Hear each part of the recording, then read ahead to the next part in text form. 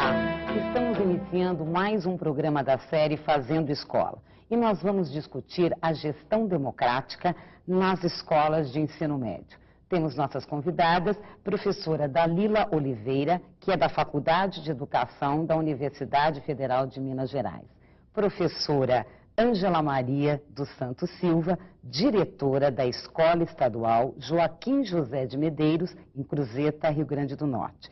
E a professora Carmen Moreira de Castro Neves, pedagoga, gestora e diretora do Departamento de Produção e Divulgação de Programas Educativos do MEC. E neste programa nós iremos acompanhar um pouco as experiências de implantação do projeto político-pedagógico na Escola Estadual José Rodrigues Leite, em Rio Branco, no Acre. Vamos assistir.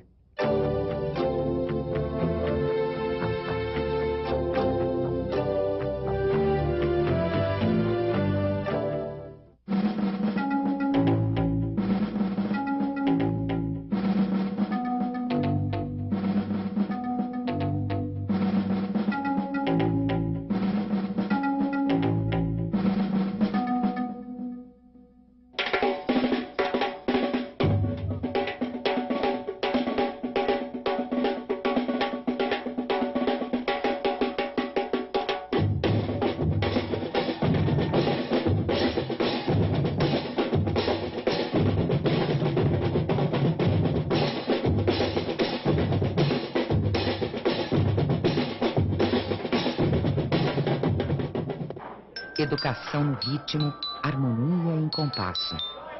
A gestão de uma escola depende de iniciativas, de planejamento, ensaio e treino.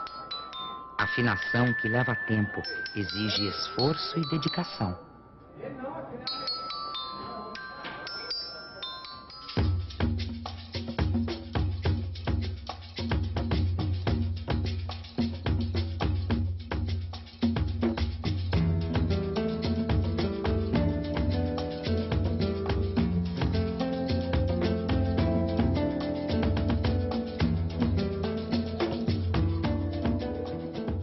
Vamos iniciar essa reunião extraordinária para tratarmos de dois assuntos. Um são os repasses passados pela Secretaria Estadual de Educação para a FENFARRA e o segundo seria recursos oriundos da segunda parcela do PDDE.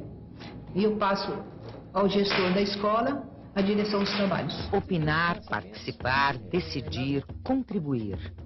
O projeto político-pedagógico nasce da necessidade de construir a escola constantemente, renovando o antigo e projetando o novo. No conselho escolar, pais, professores, alunos, funcionários, direção e comunidade têm voz.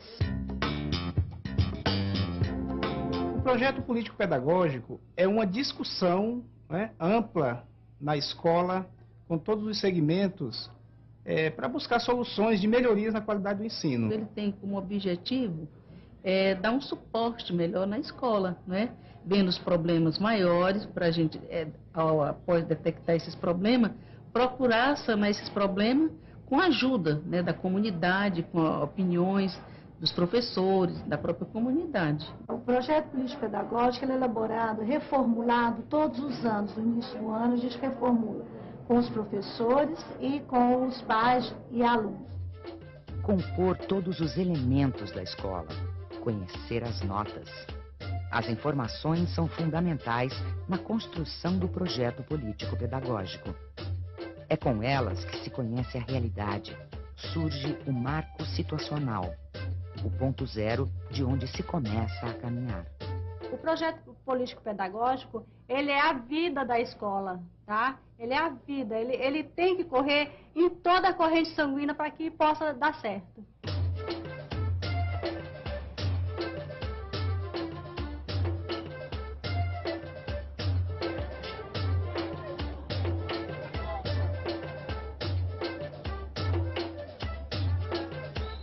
Para preparar o projeto político-pedagógico, é preciso se organizar e lembrar de princípios que devem nortear todo o projeto.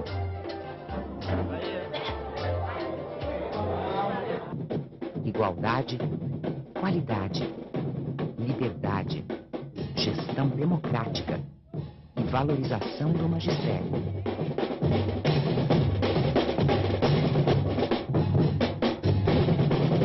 Olha, nós começamos a ver as dificuldades da escola. O primeiro passo foi elaborar um questionário e aplicar aos alunos, né? Um dos problemas era a vinda da família na escola. Foi uma das coisas que a gente conseguiu trazer os pais para a escola. Eu gostaria de ler o termo de compromisso da nossa escola. No início, os pais assinam que estou de acordo que deverei participar de todas as reuniões, não haverá tolerância.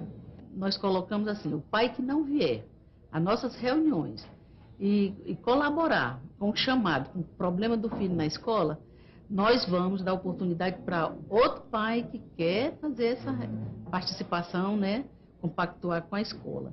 Então, isso aí foi uma das coisas que a gente levou à frente e está dando certo. O entendimento que eu tenho é que o filho que é acompanhado pelo pai, ele tem muito mais chance de ingressar no mercado de trabalho, de ter a sua continuidade dos seus estudos e a sua aprendizagem e o seu espaço na sociedade. Muitas ideias nós ajudamos na escola e na própria estrutura também, pintando a escola, ajeitando a escola, né? Inclusive uma ideia fundamental que a nossa escola alberga é que a educação ela tem a ver basicamente com a questão do acompanhamento da família, que a família tem que acompanhar o filho na escola, que o filho vai ter muito mais sucesso em tudo, né? Quando esses alunos estão fora da escola, ou eles desistem ou são expulsos da escola. Então, veja bem, a gente traz de volta para a escola e eles assinam um termo de compromisso, que eles não desistam da escola, que nós vamos estar cooperando com eles em tudo que a gente puder, só que eles têm que respeitar a escola assim como eles serão respeitados também.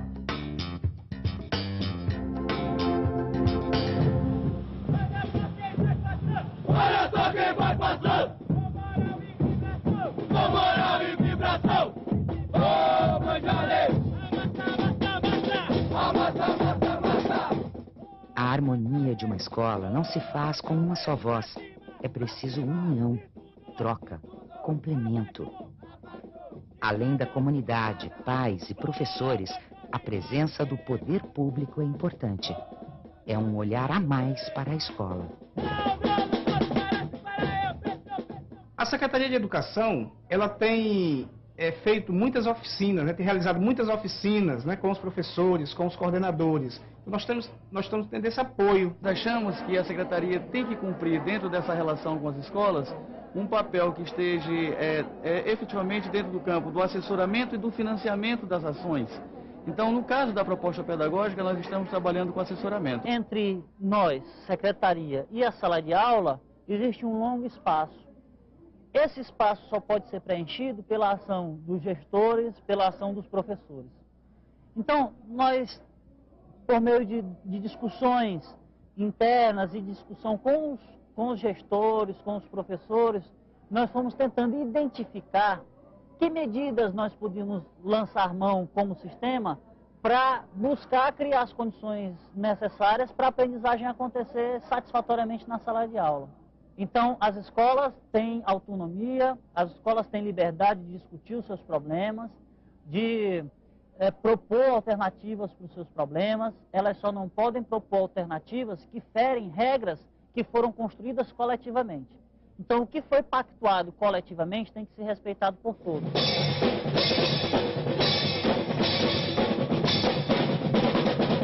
O governo precisa estabelecer essa aliança mais de perto com a escola.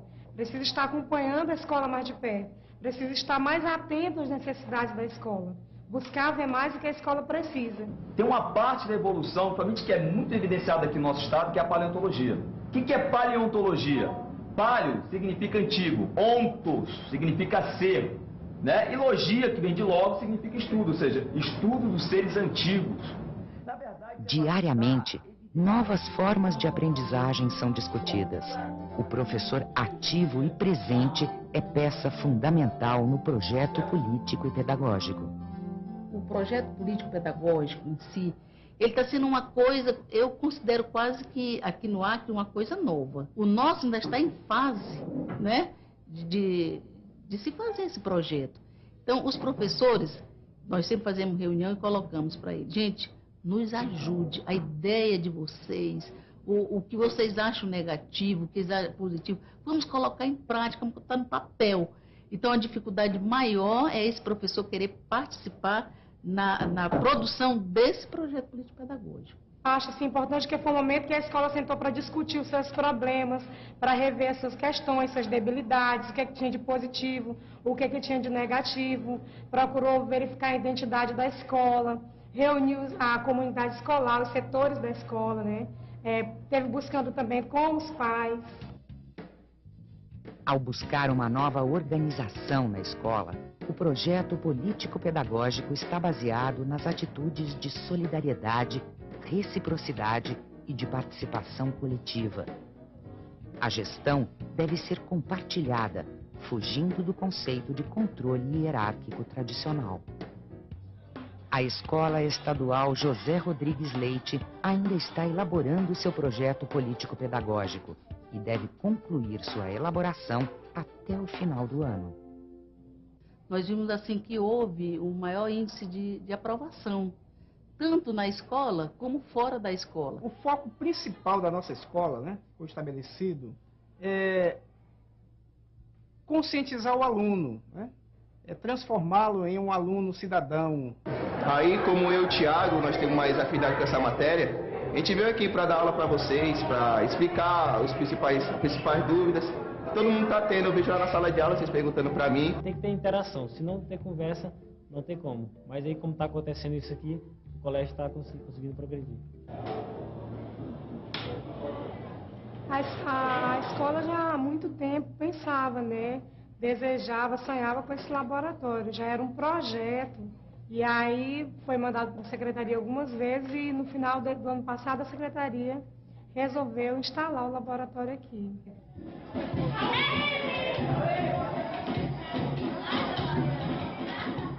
Aí o significado de eu estar aqui é porque aqui é como se fosse uma segunda família, né? Todo mundo é amigo, um é dependendo do outro, todo mundo faz sua parte. A gente vai se inteirando mais, formando amizades e prestando mais atenção nas aulas, fica mais incentivado com o apoio da direção, a gente fica mais incentivado para estudar.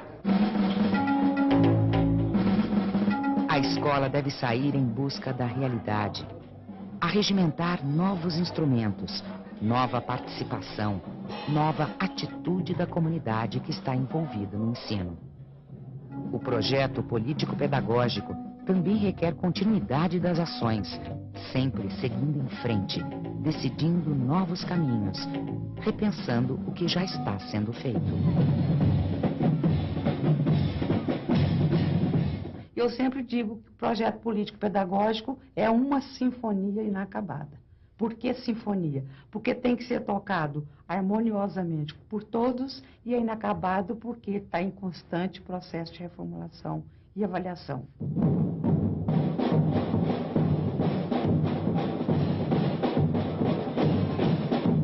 Orquestrar uma escola, desvendar seus caminhos, acertar seu compasso. A elaboração do projeto político-pedagógico é uma reflexão constante do cotidiano. Precisa de tempo e ação, reúne esforços no mesmo ritmo pela melhoria do ensino.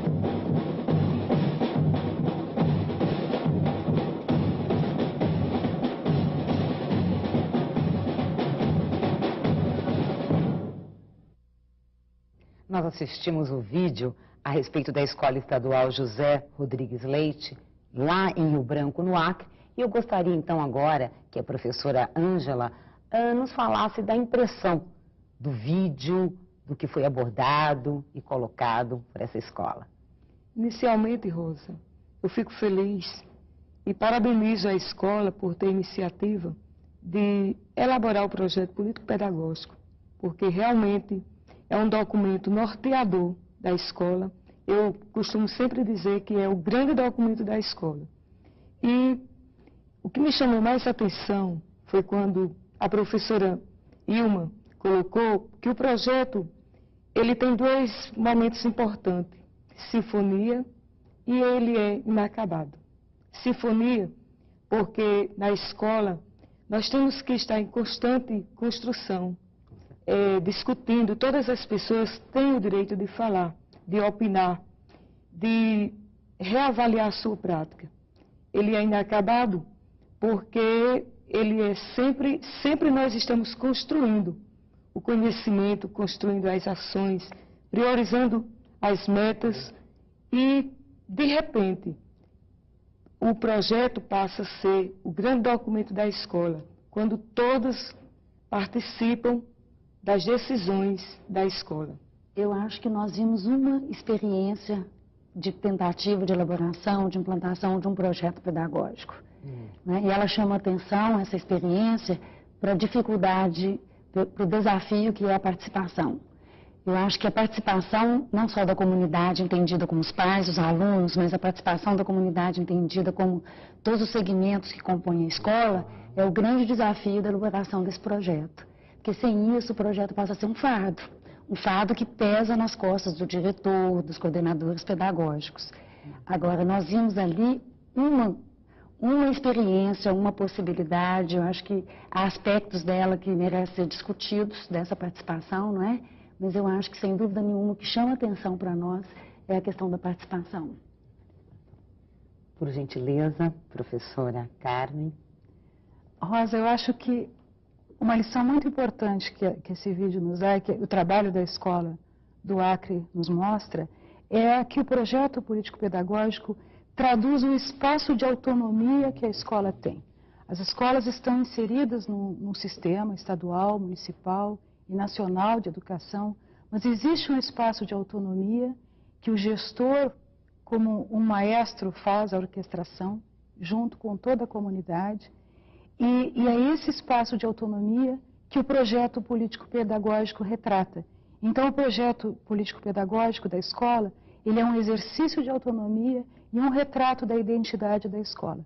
E por isso, cada projeto político-pedagógico é diferente do outro, porque ele retrata uma identidade, um contexto, uma escola e a participação daquela comunidade. Que é importante, né? Ou deveria ser, né? Com certeza. Ou deveria ser, porque em muitos casos que a gente observa também é o projeto pedagógico sendo uma implantação de cima para baixo, ou então uma cópia, não, um mimetismo. E é a mudança, por isso, muito, né? Essa acho que é a questão mais importante, de que ele deve traduzir essa autonomia, essa identidade, mas nem sempre ele traduz. No próximo bloco, nós voltamos e vamos discutir a participação da comunidade. Até daqui a pouco.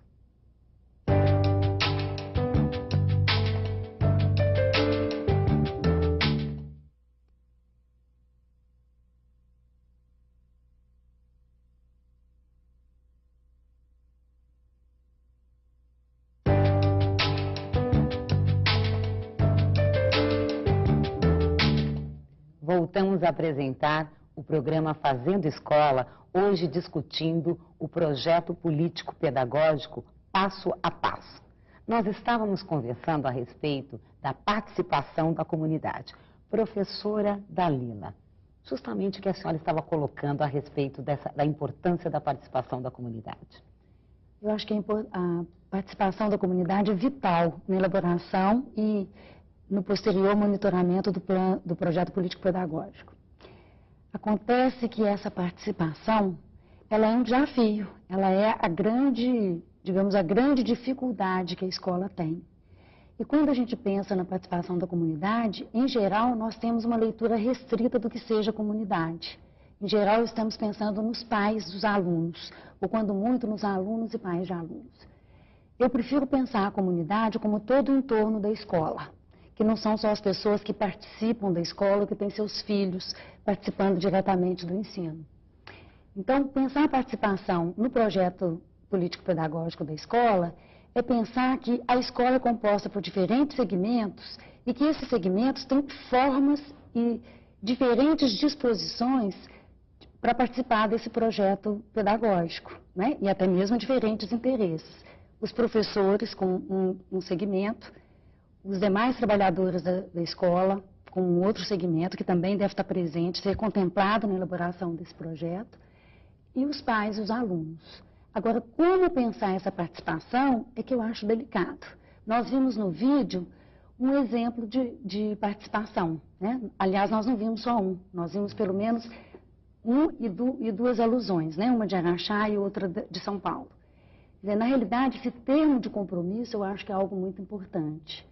Mas o compromisso do aluno com a escola, eu acho que é algo indispensável, o que me parece que foi feito na realidade de São Paulo, daquela escola que a diretora falava. Agora, esse compromisso do pai com a escola, eu acho que ele é um compromisso desejável, como o vídeo demonstra. Mas ele não pode ser, de maneira nenhuma, compulsório, não levando em conta a realidade da escola pública brasileira, né? Eu acho que nós temos aí uma realidade econômica e social que não permite, em muitos casos, embora seja desejável, que os pais possam estar participando ativamente da comunidade escolar. E isso a gente tem que levar em conta, porque senão nós corremos o risco de ver o projeto político-pedagógico se frustrar justamente pela impossibilidade dessa participação. Eu concordo plenamente com a professora Dalila e queria ouvir da professora Ângela que estratégia a sua escola usa para conquistar a participação dos pais. Porque nem sempre podemos fazer a participação com obrigatoriedade. Não é viável isso sempre. O pai trabalhador, por exemplo, não pode abandonar o seu trabalho para ir à escola, muitas vezes embora querendo. Então, que estratégias que a sua escola usa para conquistar a participação dos pais? Na verdade, é óbvio, né, que a grande importância dos pais, da comunidade como um todo, nas ações da escola, na participação.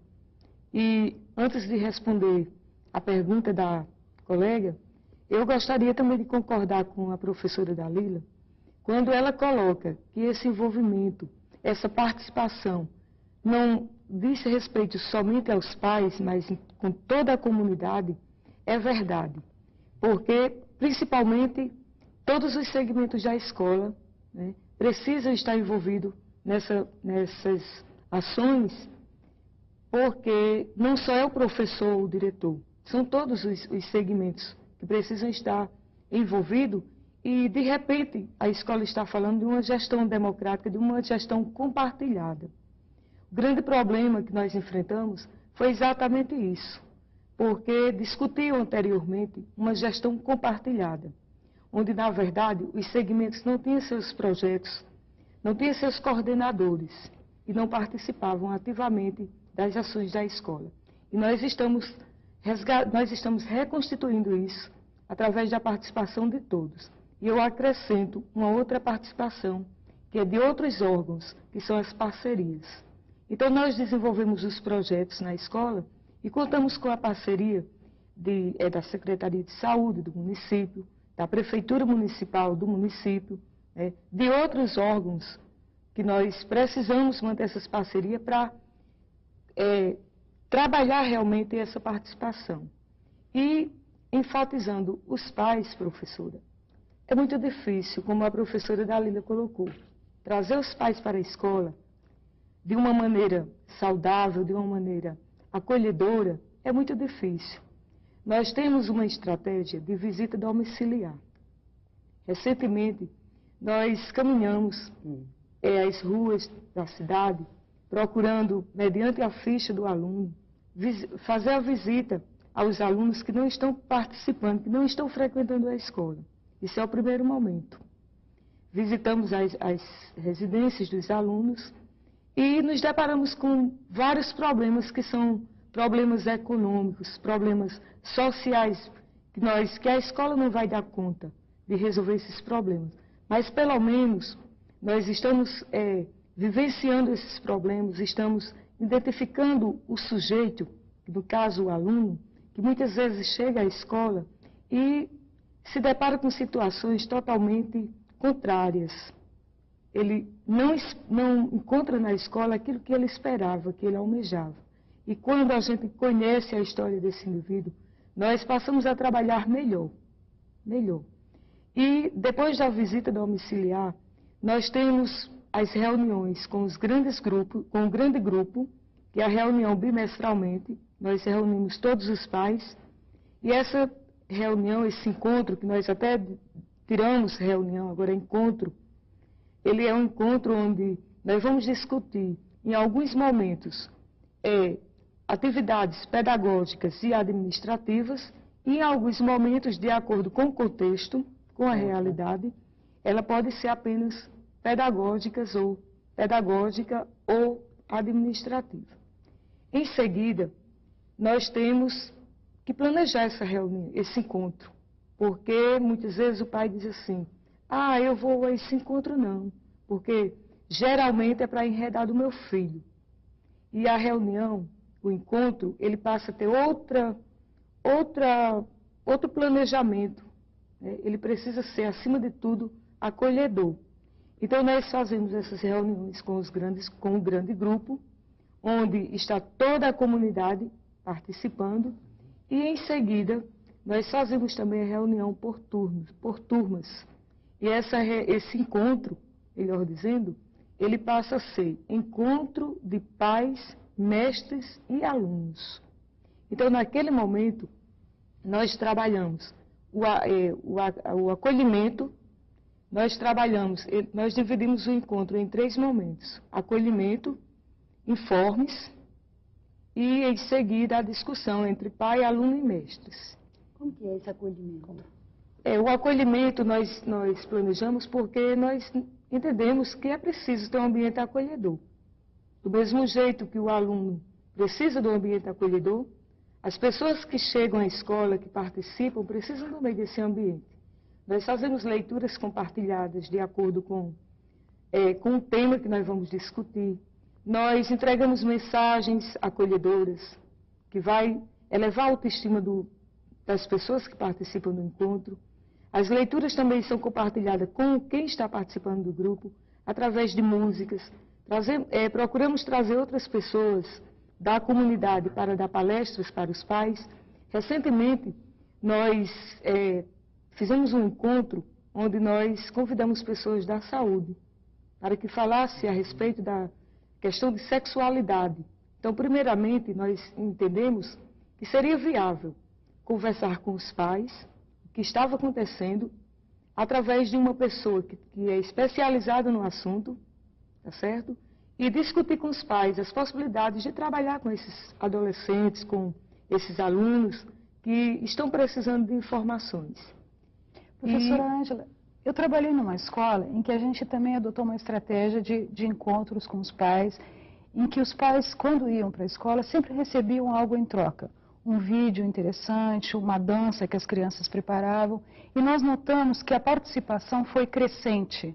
A cada reunião, mais pais participavam. Isso acontece na sua escola também? Com certeza. A gente também tem momentos que nós colocamos as atividades artísticas.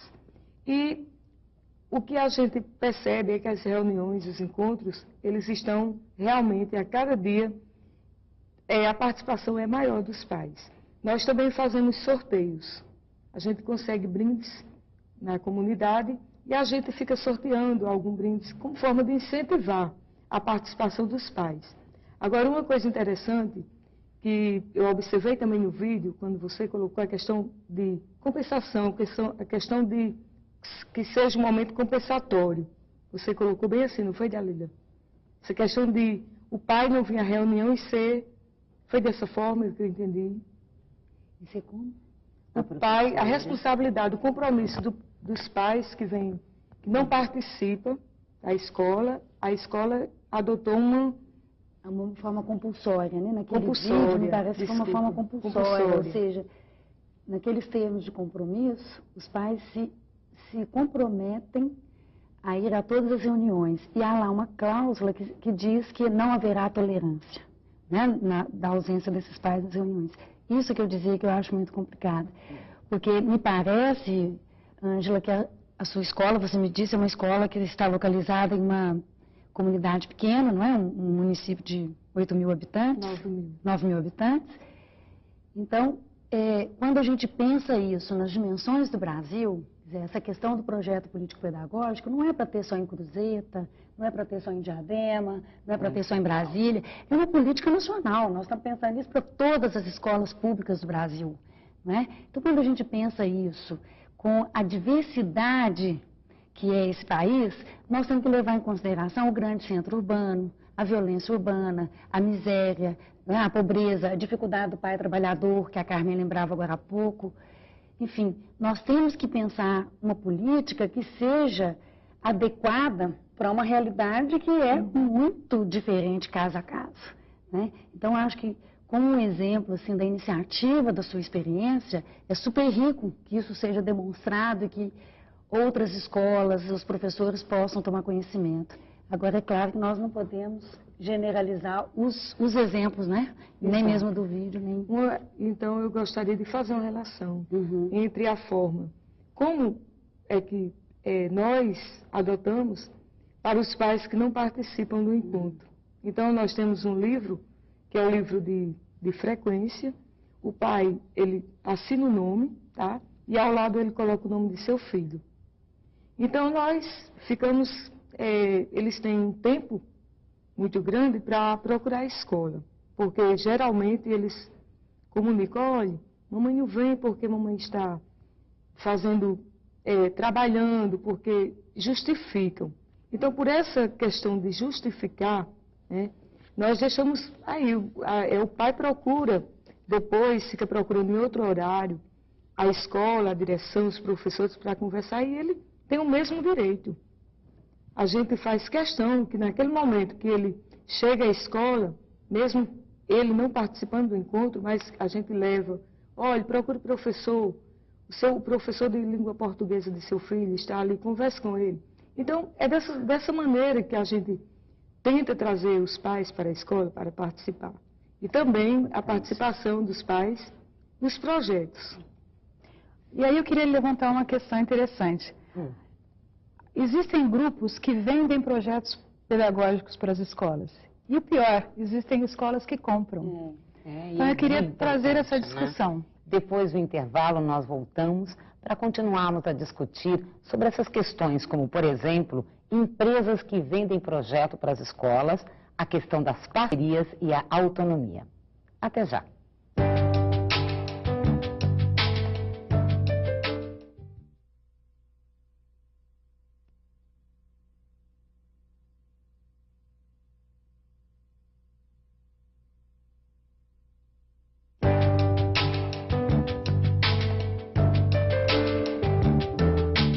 Voltamos a apresentar Fazendo Escola, hoje discutindo o projeto político-pedagógico passo a passo. No bloco anterior, nós estávamos conversando com a professora Carmen e justamente ela estava nos dizendo que empresas, não é, professora, vendem projetos para escolas.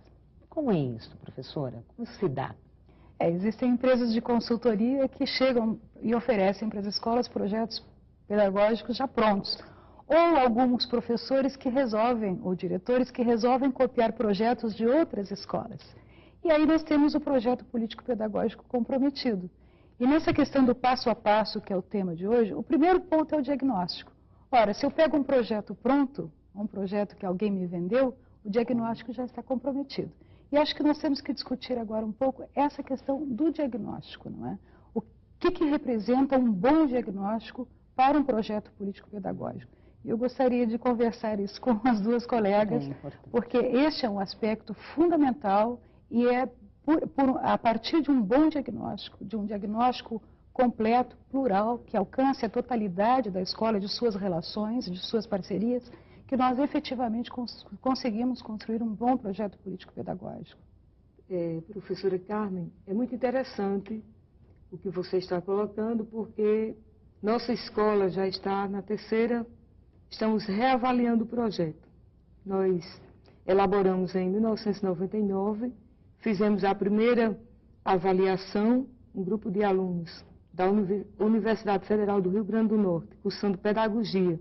Teve todo o interesse em fazer a avaliação do projeto, juntamente com todos os envolvidos da escola, e estamos recentemente reavaliando o projeto. Pela terceira vez, pela segunda vez estamos fazendo a avaliação, que isso é importante, isso dá mais suporte para que o projeto realmente tenha sentido, e nós não deixamos em nenhum momento de trabalhar o marco situacional, que é o diagnóstico da escola. E como é que isso está acontecendo? Isto está acontecendo baseando-se no primeiro momento, no princípio do projeto, no segundo momento e no terceiro momento. Como é que está a escola? O que mudou? O que permanece do primeiro momento até o momento atual? Então, o marco situacional, o diagnóstico da escola, isso é imprescindível. Imprescindível. Então, eu não concordo em nenhum momento quando a escola ela procura agir dessa forma, recebendo o projeto pronto. Como é que nós vamos colocar, discutir as ações, professora? Ângela, imagina, eu não sei se é concordar ou não com a escola, mas talvez tentar entender por que a escola agiu assim, não é? Eu ia até brincar que já é um diagnóstico, uma escola que compra um projeto pedagógico, já é um diagnóstico para a gente estar pensando. Você, no bloco anterior, falava das visitas que vocês fizeram, visitas domiciliares, falava da organização desses momentos com os pais. Enquanto isso, eu ficava pensando, será que são esses nós que a Carmen que a Ângela está se referindo? Porque o que acontece, pelo menos o que eu tenho observado nas pesquisas, muito mais na minha relação como pesquisador em escolas públicas e, em geral, escolas estaduais, é que a falta de tempo desses professores, não é? A falta de tempo desses diretores, o acúmulo de tarefas, os prazos, é que muitas vezes leva aqui a escola, procura soluções rápidas e prontas para resolver algo que, embora fosse anteriormente uma demanda desses professores, todos nós aqui lembramos, né, pela nossa faixa etária, que a autonomia das escolas foi a grande bandeira do movimento dos professores nos anos 80. Né? E a materialidade dessa autonomia era justamente a possibilidade de cada escola elaborar o seu próprio projeto político, por entender que a escola é espaço de política, de diferentes interesses, né, pedagógico. Acontece que quando isso vira lei, essas escolas estão organizadas de tal maneira, esses professores estão com uma intensificação do trabalho tão grande, que não sobra tempo, isso pesa nas costas deles, muitas vezes como fardo.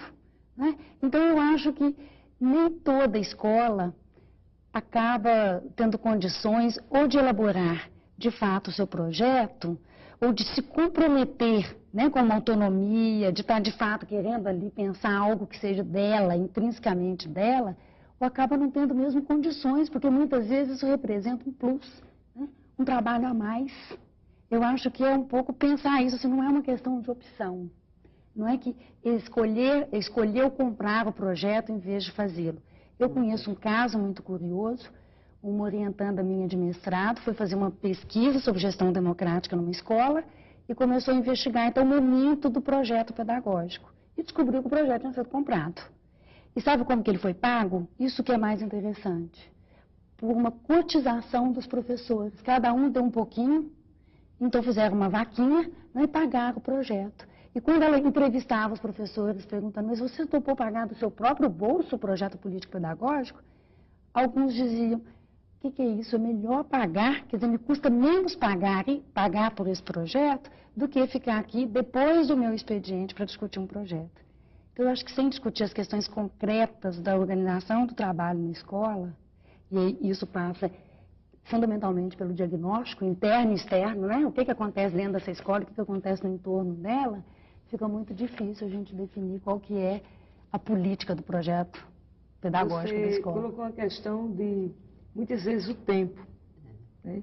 Nós realmente, o tempo está mal administrado, não sei, ou, na verdade, por uma questão de sobrevivência. Nós trabalhamos em vários lugares e eu até escuto no interior da escola algumas pessoas querendo fazer, têm toda boa vontade. A nossa escola está precisando muito de recursos humanos. Nós estamos recebendo benefícios na escola e muitas vezes não conseguimos ter esses benefícios porque a exigência é, para você ter uma biblioteca comunitária, precisa ter um pedagogo para coordenar. E quando a gente vai avaliar, o quadro de pedagogo na escola é mínimo. Então, nós ficamos tirando de um canto e colocando em outro, para realmente não perder esses benefícios que estão chegando. Eu acho que tem um aspecto importantíssimo aí, que é a figura do diretor da escola, do coordenador pedagógico da escola. No início do programa, eu dizia que o projeto pedagógico dá a identidade da escola. E por isso cada um é diferente do outro, tem que ser diferente do outro. E quem comanda isso, voltando à imagem da sinfonia, quem é o maestro dessa construção é o diretor. Um diretor que assuma essa coordenação, que assuma essa construção coletiva, ele consegue ir abrindo os espaços para a participação da comunidade, dos professores, dos pais, dos alunos, da Secretaria de Educação, porque às vezes as carências que a professora Ângela levantava, que as escolas todas têm, às vezes a Secretaria de Educação não fica nem sabendo. Então, a participação das secretarias municipais e estaduais de educação é fundamental. Agora, eu acho que a figura do diretor, a figura do gestor da escola, como o maestro dessa construção, é fundamental. É imprescindível que a escola tenha uma pessoa que faça toda essa articulação, junto com a comunidade, cada um tocando o seu instrumento, cada um afinando o seu instrumento, mas tendo o projeto pedagógico como partitura coordenado pelo diretor ou também junto o coordenador pedagógico. Acho que é um papel de protagonista e isso faz a diferença. O gestor que encontra o espaço de autonomia da escola, que acha assim, bom, minha escola do sistema não tem autonomia nenhuma. Tem sim, e esse gestor que descobre esse espaço de autonomia, ele encontra os mecanismos e aí não há uma receita, cada escola tem a sua estrutura, a sua lógica, o seu andamento, não é? E o diretor é que tem a sensibilidade de buscar esses espaços de participação e de construção coletiva do projeto pedagógico. E também eu gostaria de saber a respeito do papel do conselho escolar, que dentro desse trabalho conjunto, como ele que se coloca? O conselho, antes de responder sua pergunta, eu gostaria de debater um pouco aqui com a professora a questão da autonomia, quando ela falou da secretaria, dos órgãos que nós somos juridiciados. Porque em algum momento eu percebi no vídeo que essa questão de autonomia, que existe quando se fala e a escola tem autonomia, significa que a secretaria, que os órgãos maiores, eles ficam de um lado e a escola do outro, né? E eu não entendo dessa forma. Eu gostaria apenas de discutir aqui com vocês, antes de responder a pergunta, porque eu acho que a autonomia não significa isso. Nós vamos, sim, sempre estar precisando da participação, com certeza, dos órgãos de Secretaria do Estado, né, do MEC, para que a gente possa ter o apoio, o suporte maior. Lógico que com o projeto político-pedagógico, nós vamos direcionar essas ações, não vão ter a hierarquia que tinha antes. Nós vamos construir o projeto político-pedagógico de acordo com a nossa realidade. Noção de sistema, né, Ângela? A ideia de que, porque me pareceu também no vídeo, que o poder público é colocado como uma coisa separada da escola. Como se a escola não fosse uma escola pública e estatal. A escola é poder público, a escola é uma agência do Estado. Quer dizer, quando a gente pensa ou fala em parceria com a Secretaria Municipal, nós estamos falando de uma parceria dentro do poder público, né? Diferente de falar de uma parceria com uma escola, com uma empresa privada, parceria com uma escola particular. Agora, quando nós estamos tratando do Estado, e entendendo a escola como uma escola estatal, pública, porém estatal, é obrigação desse Estado o financiamento dela, não é? Obrigação desse Estado zelar por ela, e até mesmo os fins a que essa escola se destina não são resolvidos ali no interior da escola. O tempo todo, quando a gente está discutindo autonomia, a gente pensa que a autonomia é dentro de uma noção de sistema. Agora, eu também queria discutir um pouco essa questão colocada pela Carmen, porque eu reconheço esse protagonismo do diretor. É impressionante como que sempre que a gente vê, como no vídeo hoje, ou aqui na presença da Ângela, uma experiência exitosa em gestão escolar, tem sempre uma figura de um diretor ali, que é uma pessoa forte, que abraçou a escola, que tomou aquela coisa como uma bandeira, que dá a sua vida, dá o seu sangue pela escola. Mas eu queria apostar mais no trabalho coletivo, numa orquestra sem maestro. Eu acho que a gente precisa começar a pensar políticas públicas para a escola brasileira que não esteja tão centrada nesse diretor. E não é porque eu acho que esse diretor tem muito poder, não. Eu acho que é porque ele tem muito pouco poder. Eu acho que acaba caindo sobre as costas desse diretor, que é um professor, né, o que a gente espera que seja, que eu conheço sobretudo a sala de aula, a responsabilidade pelo sucesso ou fracasso da escola. Eu acho que... E com a mudança do gestor também o projeto precisa continuar. Então, se estiver na presença, na figura dele... Acaba tendo essa vulnerabilidade. Mas é por isso a importância do projeto, da construção coletiva. Não é? Quando se fala na figura do diretor, não se está de forma alguma eliminando a importância dos outros. Porque senão, realmente, quando o diretor sai, o projeto acaba. Porque acaba sendo o projeto do diretor. Não.